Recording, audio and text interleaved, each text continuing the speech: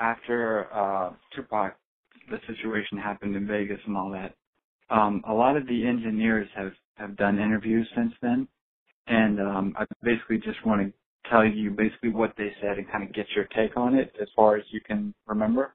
But from what they were saying, you know, the album was being worked on and all that stuff, and it wasn't yet totally completed. Like, I guess he was still recording, but that once he passed away, they basically said, okay, get all the deaths together, take it and mix it and put it together. So my question is, for the Machiavelli? Yeah. He was finished with the album. He was going to do some editing. As I stated before, I know he was going to take the Nas part out. He had made up with Nas once we met with him in the park after the MVT Awards. But other than that, he was pretty much finished with the album. Okay. Because I know at one time, after his death, it was going to be like I know NTV News ran a couple stories, and they announced that it was going to be an EP, and then it later changed to a full-length album. Was there any back and forth with that? Not to my knowledge. I always knew it was going to be an album because he was trying to complete his 3-album commitment, and he wanted to get all those albums out because he wanted to get a new deal, and he was still up in the air about his freedom. Because everybody forget that Tupac was out on a appeal bond that more than likely was going to be upheld. Right. Okay. And that's good that you brought up the 3-album deal, because I never quite understood this, and I'm sure if anybody would know the majority of it, it would be you. Now, everybody knows he had the 3-album deal, but what people go back and forth on did All Eyes on Me count as 2 albums because it was a double album, or because it was released under one title, did it count as 1 album? No, that only counted as 1 album. And that was just because he came up with so many songs because he had so much stuff to say at the time. And hip-hop, double albums hadn't been done. That was the first time it was ever been done. And that's how Death Row was at the time. And they were always thinking of things to do to be the first as far as wearing the chains and all of that stuff. They were the first. Suge was very creative when it came to stuff like that. Okay.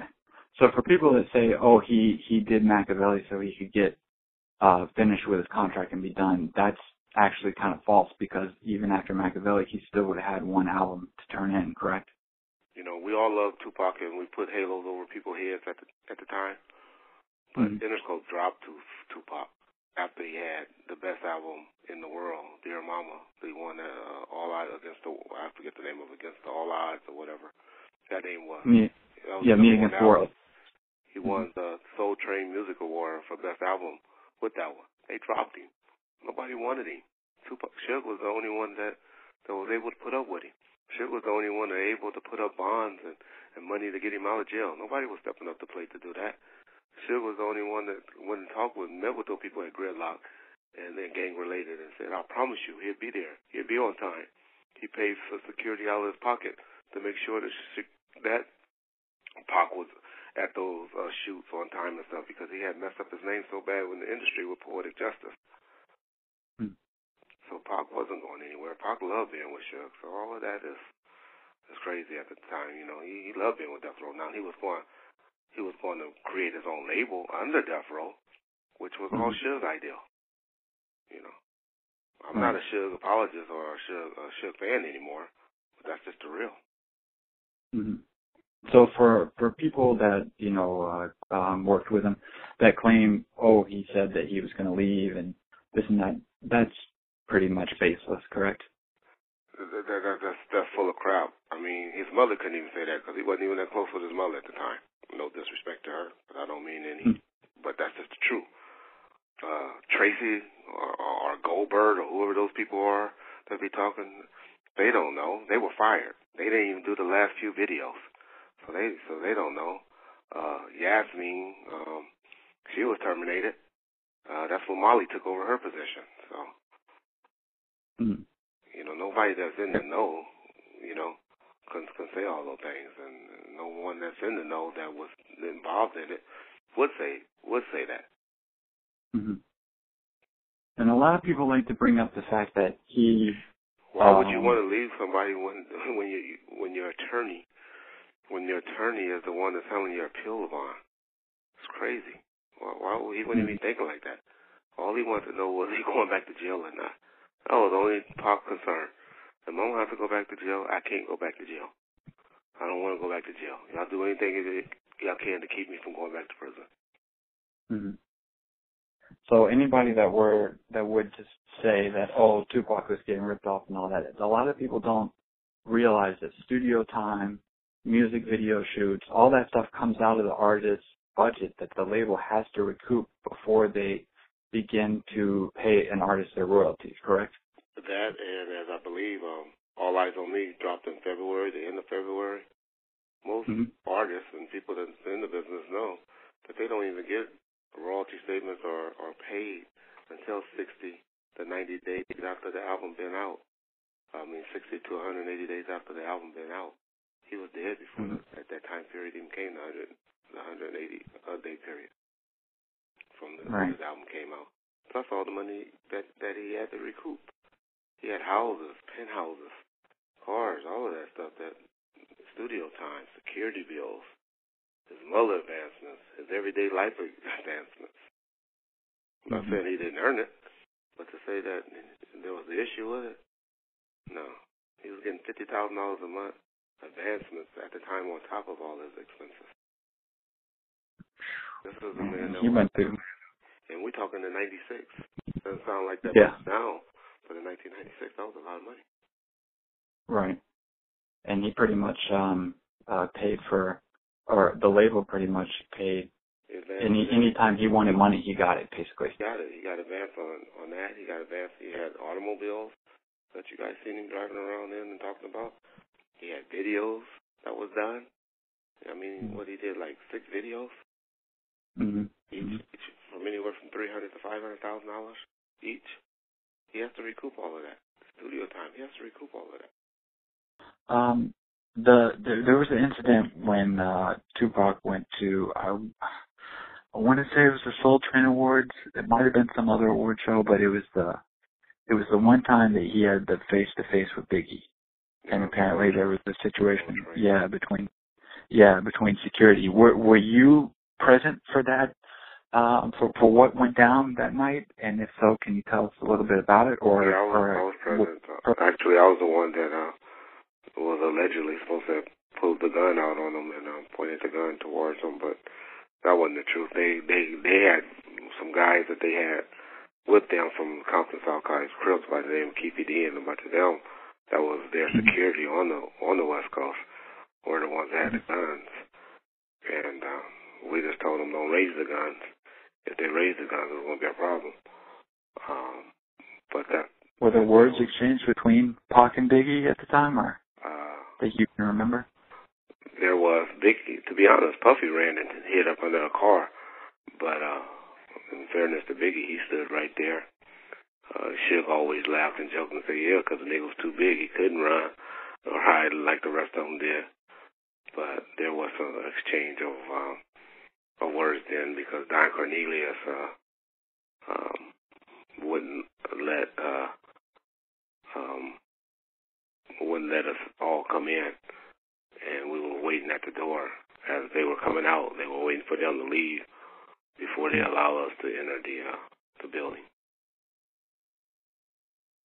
And is it too much to ask what not word for word, but the type of exchange that there was, or was it just something that was so long ago that it's not really a big deal? Yeah, I don't remember it. What was said, but Pac was hollering and yelling towards them. I don't recall Biggie saying anything. Okay. But mainly the Muslim security was the one in the middle making things a little bit more hyped up than what it really was. Right. In the Biggie movie that came out, do you feel they portrayed the death row stuff and all that? Do you feel like that was fair? Was a fair? That's a joke. That's a joke. mean, Biggie act like he ran downstairs with the gun on him, and the police threw down on him. The nigga didn't go to jail, did he? So is that true? No. The show that they came to the studio, that's about all that was true. They came in the studio, and it was a robbery. Mm-hmm. That's all that was probably true on that part. As far as Pac and Biggie being cool, yeah, Pac always said he took care of Biggie. Biggie used to sleep on his couch. As far as the relationships with Faith, I know that happened. I pretty much saw that. She was on a song. She was originally on the Hit 'Em Up song, saying take Wonder Why You Call You Bitch, right? Right, wasn't she on that one? For All Eyes on Me? That one, and the song about Take Money on Hit 'Em Up. She was the one. Oh, they had her doing the vocals on that? Yeah.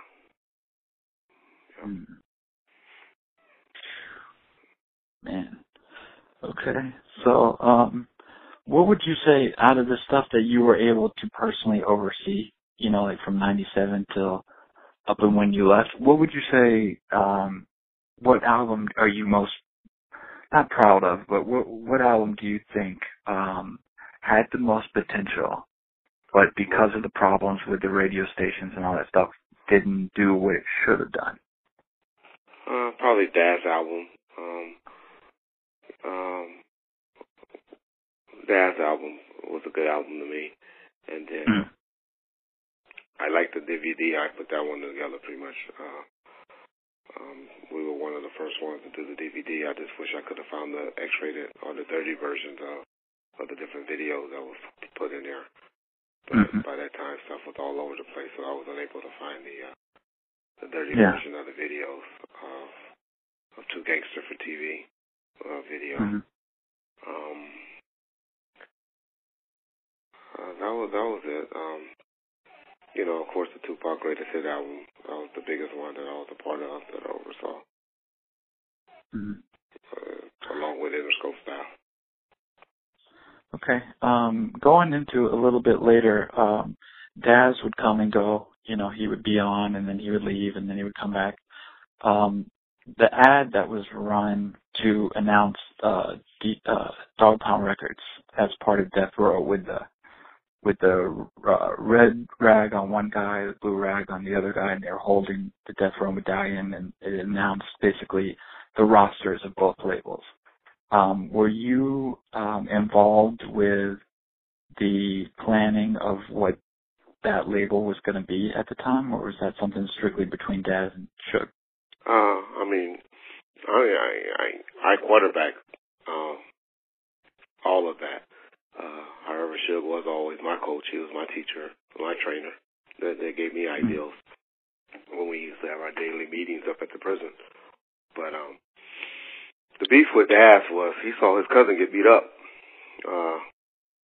Snoop needed to be talked to, and we went to talk to him, and something happened at the Universal Amphitheater when he thought the No Limit soldiers was going to protect him, and they walked away from him, and there was a talking done to him, and then that's when he ran to the police and got arrested. Daz there witnessed that firsthand, and I guess he figured his blood was bigger than his money. But Daz at the time, Daz was also recording songs that were somewhat disses to Snoop at the time, correct? I mean, they weren't getting along at the time, right? At the time, but I guess once he saw what happened to his cousin, and then plus also, we told him after his solo album came out that we wasn't doing any more albums on him or doing any more videos on him, and I threatened to do an animation, which we ended up doing might sound so crazy, video that he wanted to do. Right. We was going to do it animated because we didn't think he was a solo artist. We just looked at him as a producer, and he didn't appreciate it being called just a producer. He wanted to be more of a solo artist and a producer. Right. At the time, we didn't feel that Daz could carry or be a solo artist without Corrupt. Tell me a little bit about, because, I know I was there at the time, so I remember getting calls asking if I knew anything about it. But can you talk a little bit about the way Daz left the final time, and the way he took, the copies of not only his songs, but, the PAC songs, and did the little Machiavelli and Dillinger, bootleg release, and took the Superfly and took all this and that. Like, what was the whole story with how he was able to, Daz was, jack everything? Daz was the in-house producer at the time. So he could call up Pacific Archives and request stuff. Daz is an emotional child. As you'll see how he gets very, very emotional and start making voicemail threats and do a lot of talking and stuff like that. This is a dude that ain't never did no gang banging on the street or anything. He's really from New Orleans. I don't even know what he claimed, but he's from New Orleans. He's not even L.A. or Long Beach Crip like he portrayed to be. But anyway, so that's an emotional, almost like a woman. But so he got a bunch of dats and stuff like that he had because he was the producer. He was in control of all of that stuff. But mainly what he got was dats and stuff like that. I remember his wife Maria, who Suge started having a relationship with, is what really drove him crazy. But we did something with her where while Suge was in there having a relationship with her, I took and gave her a bunch of blank reels back and took the reels that she stole from Jazz Studio and brought them back to us. So most of the stuff that Daz was claiming to have, he never have or don't have currently. It was just always a big old threat. Right. Superfly was always Daz's artist, so they pretty much did that album on their own. We considered purchasing it, which we never did. Right.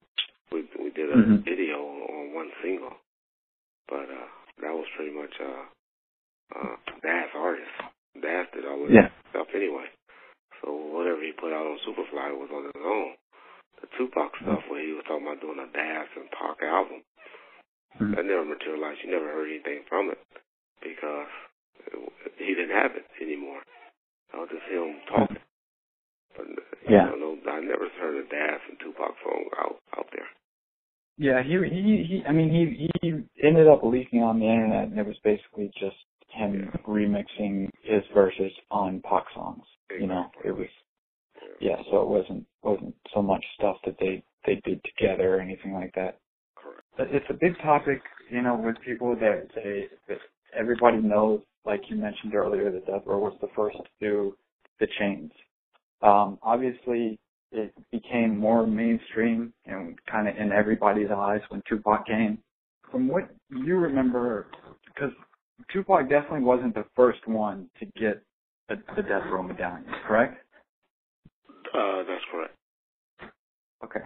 He was one of the first, to be honest. He was out of jail when he was on Death Row when the chains were distributed. Okay. Do you remember whose ID bought it? Individual chains then. I remember Raid had some with Afro Puff on it. I remember Snoop had a chain with a dog bone and stuff like that. The shit was always big on buying artist jewelry and stuff like that for appreciation or for Christmas time and stuff like that. The rapper Suge, he was very generous, but for some reason he always get a negative rap. But all his artists and stuff was driving around in nice cars and had nice houses and stuff like that. Nate Dogg never put out an album on Death Row Records, but he had driving a SC400, which was a big Lexus car at the time. So, artists was always taking care of the Lady of Rage. She was always taking good care of. He only had one song that blew up was Afro Puff prior to Suge being incarcerated, which her album later came out, but by then the buzz on it was dead. And a lot of people don't know, and maybe you can break this down if you can, is that even for like the Mother's Day event, like the one in '96, you guys got hundreds of miniature gold medallions made and given to all the mothers. Can you tell people a little bit about that and the event itself that you remember? Yeah, yeah. The event was where Suge had a bunch of mothers, single mothers is what his goal was, but mothers that didn't really have anywhere to go. I was pretty much at home with the kids, and he just wanted a day where they can go and be pampered and treated and had a nice time where they wouldn't be so mad with the kids. Come out with the kids, bring the kids, have a good dinner in Beverly Hills Hotel. They had performances from, I remember, shit, people don't even know. Keisha Cole came and performed there when she was like 13 years old. When he had Hammer come. He had Ashanti come and perform when she was hot. I mean, he had all his artists. 2PAC performed Dear Mama with his mother at the Mother's Day event. Dre, I don't recall Dre doing any performance there, but Michelle A, Snoop, everyone did it. And that was something that he did to mainly have mothers. His whole thing was, I don't want mothers to be at home mad at their kids on that day because they didn't have anything to do or didn't get anything. For the mothers that didn't have anything, didn't have anywhere to go, he wanted to come and have them show them a good time and, like I said, give them a gift, which one year the gift was a gold medallion, chain, 14-karat gold chain that he had made up and stuff like that. Okay. If somebody were to ask you what your personal favorite memory of something that happened, it could be something, totally minute, or it could be something that everybody knows about, but your favorite 2PAC memory, something that comes to your mind when you think of him, what would be your favorite? Well, Pac was very, very smart, as you can tell by his writings. But what I did remember and what I know about him, where he took something that he learned, and his mother later told me that when I explained it to what he did there, that was a Black Panther strategy that he employed. He used to always tell us, don't go and try to have a whole area secured or say we're going to take over and we're going to do this. You go into a community, if you go in Detroit and you're going to do a concert there, go in that area and deal with the brothers that's in Detroit that day and find out who their leaders and who their problems are and get with them and do stuff for them in their community and help them and see what their problems is, what their issues are, and go and help such areas that don't try to just take and do something for the whole nation. We can't do it. Just wherever you're dealing with at that time, go in there and try to help clean that area, make that area that you at that particular time safe, or help that area out, because you can't take care of this whole nation, but you can go and take care of community and the community at a time. And that's what I learned from him about how you don't try to just take care of everything at once. You just go and try to do a little bit at a time, and that's what he was big on. A lot of people, they always talk about his work rate at the studio and all that, how he had all these songs and did all this. Do you think he did it because he had a lot to get out, or do you think part of it was that he had so many projects he was working on, whether it be soundtracks or compilation ideas like the One Nation thing that never ended up happening, or could it have been that he was having stuff ready to go in case, like you mentioned earlier, he did end up having to go back to prison? It was a combination of everything. Number one, he had people that would believe in him that can do it.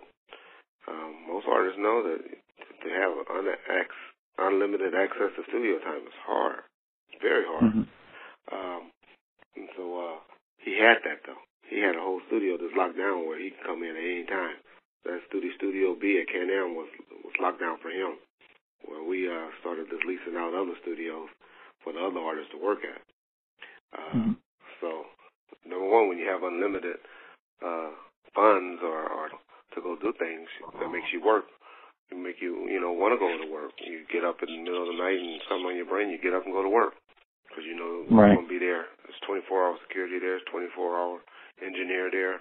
Studio's open. The second thing is, it was a possibility. He knew it was a possibility he may be going back to jail, and he still had a tail on his time. And so that had a lot to play with it as well. And then thirdly, I just think it was in him. He already was a worker. He already was a hard worker. And so think that had a lot to do with it. And then fourthly, I'm sure when he was incarcerated, all he thought about was getting out and working. And so I remember the night when he came home from jail, and he got off the plane and came to the studio, and he got so drunk and stuff, and he wanted to work that night. But the only thing that stopped him from working is he had a bad seizure, where he passed out and, had a pretty bad seizure. And we had to just get him to the hotel and rest. But he was there that next morning ready to work. So was it something serious to where he was going to go to the hospital, or you think it was just exhaustion and all that? Excitement, and I think the smoking and the drinking that had been in the system for a while. The Johnny J situation. I mean, everybody knows, he produced a lot of the 2PAC stuff and all that, but it seems like I want to say maybe the summer of '96, after All Eyes on Me was far well and done and everything, it seemed like 2PAC started shifting towards other producers that were in-house at Death Row, like the Hurt 'em Bads or, other people like that. Do you know if there was any sort of falling out between him and Johnny J, or if Johnny J just felt like he wasn't getting what he felt he was entitled to, or if there was any sort of reasoning behind the working relationship between them slowing down? What the situation with Johnny J was what we call a beat maker. He was not a producer. He did beats just so Pac can put them down on tape and lyrics and stuff like that. He was going back to clean up most of the music. Most of the music, unfortunately, that came out that y'all heard was studio garbage. That was stuff that wasn't really meant to be put out, or Pac had any intentions on put out. They were seconds or thirds, Our companies have a whole bunch of stuff and they sell it to you cheaper. Well, that's what a lot of that music was. Johnny J, no disrespect to him, but he was Pac beat maker, where that's why most of the stuff came out on samples and stuff like that. He was just there to lay something down, Pac could have something, and then he was going to come back and touch it up or put it on some different type of tracks. Okay. That's what that was all about. Right. Okay, and that makes sense because a lot of the rough mixes for All Eyes on Me, whether it was produced by Gaz or by Johnny J, sounded one way once it was laid down, but then when DJ Quick went in and mixed down the majority of the songs, they came out so much more polished and so much more refined. So, do you think that, I don't want to put words in your mouth, but do you think DJ Quick's, if in fact that is true, that he did do the majority of the mixes on that album, do you think that played a major part in really polishing those songs for release? Well, Quick was a great mixer. Dre was a better one, but at the time he was doing his pull away, and there's some internal beef going on with, I think, Pac and Dre and Suge at the time. But I think it was mainly because of Dre pull away, and then he was also on probation at the time, so he used to have to be home and be at the house by a certain time. But so that's what had a lot of the politics. That's what was going on there. But to be honest, like I said, a lot of the stuff was just seconds, stuff that wasn't intended to be ever put out. Right. Basically, when all those songs started flooding the streets, kind of pretty much, it was like an overnight thing where, 3, 4, 5 CDs of stuff came out. What was, because you were pretty much head up at the label, this isn't in any way saying that you're responsible, but the point I'm trying to make is, what was the internal reaction to finding out that basically, 60 of this guy's songs are at the swap meet right now for anybody to buy, I mean, we was very disappointed. I mean, C Murder rapped a verse, a song, lyric to lyric, then changed one lyric and put it out on a Master P album at the time that got leaked. I mean, I can't think of the song, but I know the realist Devon Jones could tell you the song. I mean, where we have it, where Pac did it, and he rapped the whole song to the same. He didn't change a word. So stuff like that did bother us. I mean, we had no intentions on ever putting it out because we knew that was gold, money that could always be put out. So it would be stupid for us to put it out. So we had probably some internal or something that some producers or some engineers or something that got a hold to them, got a hold to the material and put it out. I really believe it was somebody that worked inside Pacific Archives that leaked them. Because I don't believe it was anybody on our side of the camp because the security always had it locked down and you didn't pretty much get that much. You may have got 1 or 2 songs out. I'm not saying security is perfect, but you ain't going to get that many songs out. But when we had all the songs and the music was supposed to be in that archive, a place called Pacific Archives, where we paid a lot of money. It's like a big old storage unit where all the movies and CDs and all the big companies put stuff at. But I really believe somebody that worked internal there is the one that leaked the music out.